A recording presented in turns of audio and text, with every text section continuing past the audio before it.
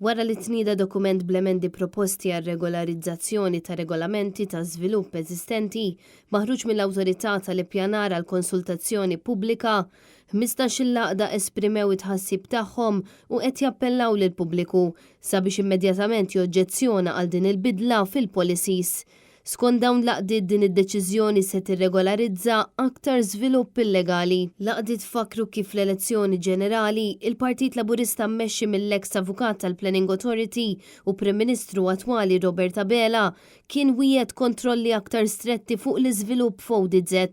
Iżda issa jekk din l-emenda tgħaddi se tagħmel eżattament l-oppost.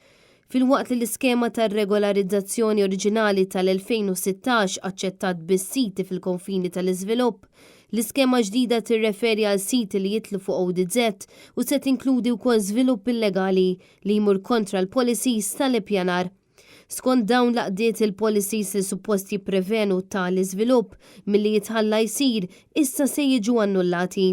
Laqdiet ambjentali saħqu li minflok ma jalaq l-iskema tar regolarizzazzjoni tal-2016 kif kien wieħed oriġinarjament, il-Gvern ta' Robert Abela ddeċida li jipprova jwessa l-ambitu diġà kontestat tagħha. Huma fakru wkoll il-funzjoni tal-Awtorità tal-Ippjanar mhix li tippermetti n-negozju fis-suq tal-proprjetà iżda li żomm mal-policies u tiżgura li kull min jiżviluppa jkunu konformi mal-linji gwida maħsuba biex jissalvagwardjaw l-ambjent.